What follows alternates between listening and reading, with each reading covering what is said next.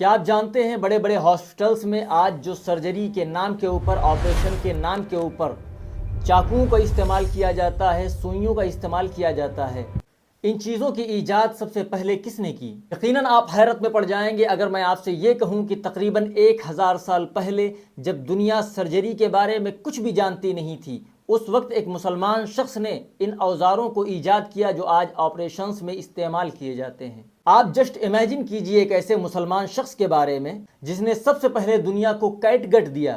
Kate گٹ وہ دھاگا جو شریر کے اندر جانے کے بعد گھل جاتا ہے۔ آپ امیجن کیجئے ایک ایسے شخص کے بارے میں جس نے فورسیپس بنائے تاکہ ڈیلیوری کے وقت بچوں کی جان بچائی جا سکے، اور امیجن کیجئے ایک ایسے شخص کے بارے میں جس نے دنیا کو یہ بتلایا کہ آپریشن سے پہلے شریر کی بناوٹ، اناٹومی جاننا کیوں ضروری ہے۔ لوگ آج اکثر یہ سوچتے ہیں کہ یہ سرجری یہ ویسٹ کی دین ہے، لیکن سچ تو یہ ہے کہ سرجری کا باپ کوئی اور نہیں بلکہ ایک مسلمان ہے۔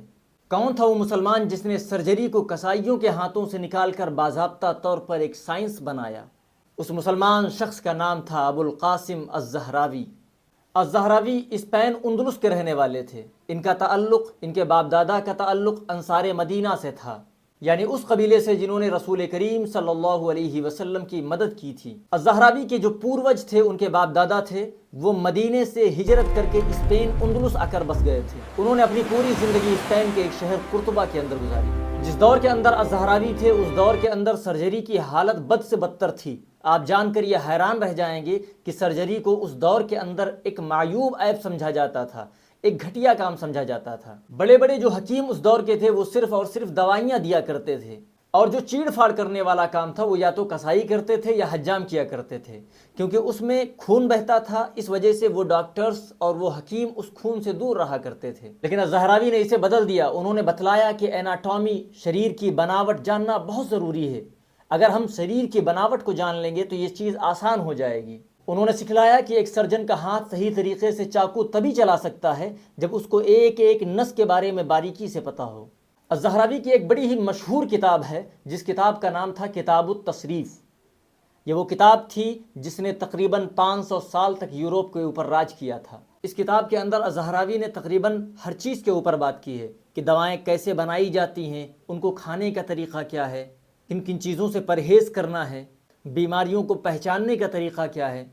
اس کے علاوہ اس میں سائیکو تھراپی یعنی ڈپریشن جیسی بیماریوں کا علاج بات چیت کے ذریعے کیسے کیا جائے، عورتوں کی بیماریوں کا علاج، بچے کی پیدائش کے وقت اس کی دیکھ بھال کا طریقہ، اور خاص طور سے اس کا 30واں حصہ سرجری اور اس میں یوز ہونے والے انسٹرومنٹس کے بارے میں بات کرتا ہے۔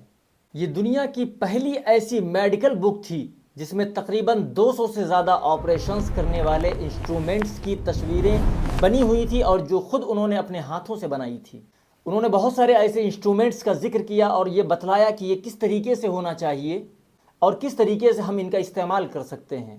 الزہراوی نے بہت ساری ایسی چیزوں کو ایجاد کیا جو آج باضابطہ طور پر ہمارے یہاں ہاسپٹلس کے اندر بڑے بڑے ڈاکٹرز استعمال کرتے ہیں۔ آج آپریشن کے بعد اس زخم کو بند کرنے کے لیے دھاگے کا استعمال کیا جاتا ہے، اور ایک یہ خاص طریقے کا دھاگا ہوتا ہے جو میڈیکل فیلڈ کے اندر استعمال کیا جاتا ہے۔ انہوں نے یہ آبزرو کیا کہ بھیڑ کی آنتوں سے بنا ہوا دھاگا باڈی ہضم کر لیتی ہے، اور پھر اس کے بعد وجود میں آیا ایک ایسا دھاگا جو آج سرجری کی جان ہے، جس کے بغیر سرجری ممکن نہیں۔ کیا آپ جانتے ہیں لیتھوٹرائٹ کے بارے میں؟ ایک ایسا انسٹرومنٹ جو مثانے یعنی بلیڈر کی پتھری توڑنے کے لیے استعمال کیا جاتا ہے۔ اس کا ایجاد بھی انہوں نے ہی کیا، اور اس کا نام کلالیب رکھا تھا، جس کی مدد سے آسانی کے ساتھ بغیر جسم کو کاٹے ہوئے پتھری نکالنا آسان تھا، اور اس زمانے کے اندر یہ کسی جادو سے کم نہیں تھا۔ عورتوں کا چیک اپ کرنے کے لیے جو اسکریو والا ٹول آج یوز کیا جاتا ہے، اس کا بیسک ڈیزائن 1000 سال پہلے ہی الزہراوی نے بنا لیا تھا۔ جب ان کے بارے میں یورپ کے اندر لوگوں کو پتہ چلا اور لوگوں نے کتاب التصریف کو پڑھا اور اس کا ٹرانسلیشن ہوا تو لوگ حیران رہ گئے، اور 19ویں صدی تک یورپ کے میڈیکل اسکولز میں انہی کو پڑھایا جاتا رہا۔ آج تمام مسلمانوں کے لیے یہ ضروری ہے کہ ہم اپنے اتہاس کو جانیں، ہم ان مسلمانوں کے بارے میں جانیں جنہوں نے ان فیلڈز کے اندر خدمتیں کی ہیں۔